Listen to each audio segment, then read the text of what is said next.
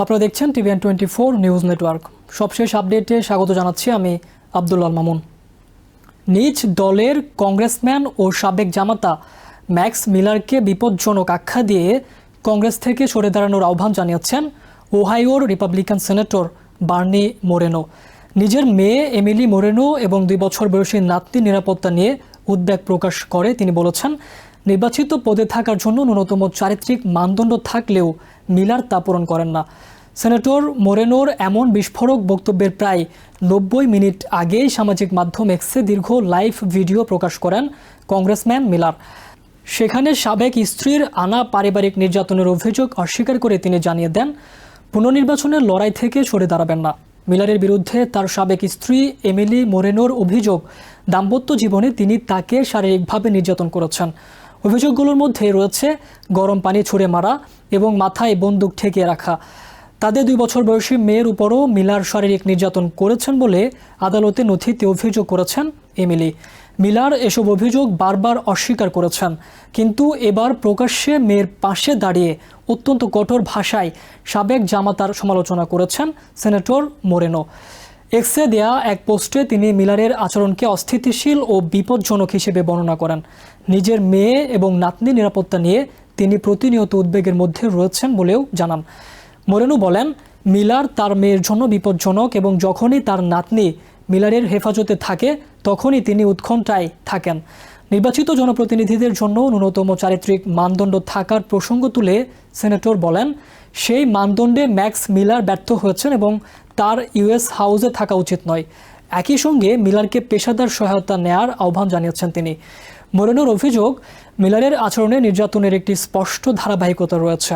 পারিবারিক বিরোধটি ব্যক্তিগত পর্যায়ে রাখার চেষ্টা করেছিলেন বলেও জানান সেনেটর, কিন্তু মিলারের আচরণ ক্রমেই আরও অস্থিতিশীল ও বিপজ্জনক হয়ে ওঠায় সেটি আর সম্ভব হচ্ছে না বলে দাবি করেন তিনি।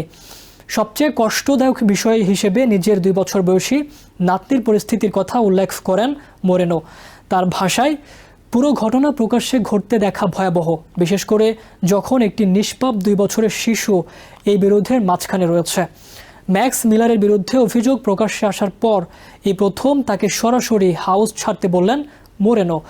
এর আগে বৃহস্পতিবার এমিলি মোরেনো সাবেক স্বামীর বিরুদ্ধে নতুন করে আদালতে সুরক্ষামূলক আদেশ বা রেস্ট্রেনিং অর্ডারের আবেদন করার পর সেনেটরের দপ্তর জানিয়েছিল, মোরেনোর সর্বোচ্চ অগ্রাধিকার তার মেয়ে ও নাতনির নিরাপত্তা এবং কল্যাণ। রোববার অবশ্য সম্পূর্ণ ভিন্ন অবস্থান তুলে ধরেছেন মিলার। সামাজিক মাধ্যম এক্সে লাইভ স্ট্রিম করা দীর্ঘ ভিডিওতে তিনি দাবি করেন, তার বিরুদ্ধে আনা নির্যাতনের অভিযোগ মিথ্যে। সন্তানের হেফাজত নিয়ে বিরোধ শুরু হওয়ার আগে সাবেক স্ত্রীর সঙ্গে তার সম্পর্ক সম্মানজনক ছিল বলেও দাবি করেন তিনি। নিজের যুক্তির পক্ষে মিলার প্রশ্ন তুলেন, তিনি যদি সত্যিই সাবেক স্ত্রীকে আক্রমণ করে থাকেন তাহলে ঘটনার 6 দিন পর এমিলি কেন তাকে রাতের খাবার রান্না করে দেওয়ার প্রস্তাব দিয়েছিলেন। একইভাবে তিনি প্রশ্ন করেন, এমিলি কেন তাকে তাদের মেয়ের সঙ্গে খেলার মাঠে সময় কাটানোর আমন্ত্রণ জানিয়েছিলেন এবং কেন তাদের সম্পর্ক আগের তুলনায় বন্ধুত্বপূর্ণ অবস্থায় রয়েছে বলে লিখেছিলেন। তবে আদালতে জমা দেওয়া নথিতে এমিলি মোরেনো আরও গুরুতর অভিযোগ তুলেছেন। তার অভিযোগ, মিলার তাদের মেয়েকেও শারীরিকভাবে নির্যাতন করেছেন। শিশুটির গত ফেব্রুয়ারিতে কলারবোন বা কাঁধের হাড় ভেঙে গিয়েছিল। তবে ওই আঘাতের জন্য মিলার দায়ী কিনা তা নিয়ে প্রতিবেদনে কোনো বিচারিক সিদ্ধান্তের উল্লেখ নেই। মিলার অভিযোগগুলো প্রত্যাখ্যান করে পাল্টা দাবি করেছেন, তার সাবেক স্ত্রী মানসিকভাবে অস্থিতিশীল হওয়ায় এসব অভিযোগ তৈরি করেছেন। এমিলি মোরেনোর আইনজীবী এই দাবি প্রত্যাখ্যান করেছেন এবং জানিয়েছেন, এমিলি মানসিকভাবে অসুস্থ নন। ম্যাক্স মিলার ও এমিলি মোরেনো 2022 সালের অগাস্টে বিয়ে করেন। 2023 সালের নভেম্বরে তাদের মেয়ের জন্ম হয়। এরপর 2025 সালের জুনে তাদের বিবাহ বিচ্ছেদ হয়। 37 বছর বয়সী মিলার বর্তমানে ওয়াইহোর 7ম কংগ্রেশনাল ডিস্ট্রিক্ট থেকে 3য় মেয়াদে নির্বাচিত হওয়ার জন্য প্রতিদ্বন্দ্বিতা করছেন। আদালতের নথিতে এমিলি অভিযোগ করেছেন, তাদের মেয়ের সামনেই একবার মিলার তার মাথায় বন্দুক ঠেকিয়েছিলেন এবং তার উপর শারীরিক নির্যাতন করেছিলেন। আরেকটি অভিযোগ 2024 সালের জুনের একটি ঘটনাকে ঘিরে। এমিলির ভাষ্য অনুযায়ী, যেদিন তিনি মিলারকে ছেড়ে চলে যাওয়ার পরিকল্পনা করেছিলেন সেদিন রান্না করা ডিমের প্যান থেকে তার দিকে গরম পানি ছুঁড়ে মারা হয়। এতে তিনি মেঝেতে পড়ে যান। পরে রান্নাঘরের সিঙ্কের স্প্রেয়ার দিয়ে তার দিকে আবার পানি ছিটিয়েছিলেন মিলার বলেও অভিযোগ করেছেন তিনি।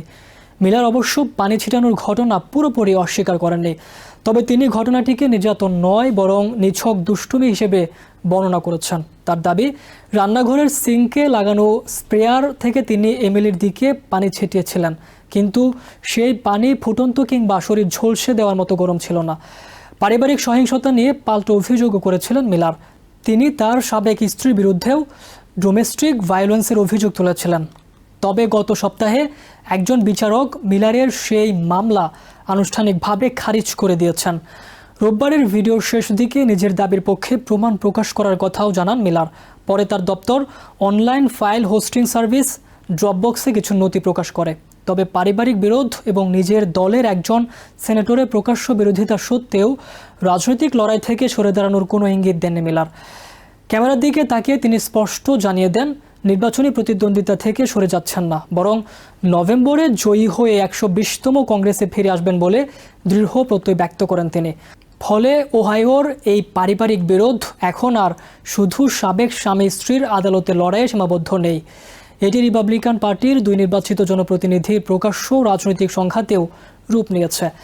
একদিকে নিজের মেয়ে ও নাতনির নিরাপত্তার কথা তুলে ম্যাক্স মিলারকে ইউএস হাউসের জন্য অনুপযুক্ত এবং বিপজ্জনক বলছেন সেনেটর বার্নি মোরেনো। অন্যদিকে সব অভিযোগ অস্বীকার করে মিলার বলছেন তিনি নির্বাচনী লড়াইয়ে থাকছেন এবং নভেম্বরের জয়ী হয়েই আবার কংগ্রেসে ফিরবেন। এখন আদালতে চলমান পারিবারিক বিরোধের পাশাপাশি এই গুরুতর অভিযোগগুলো ম্যাক্স মিলারের রাজনৈতিক ভবিষ্যতের উপর কতটা প্রভাব ফেলে সেদিকে নজর থাকবে।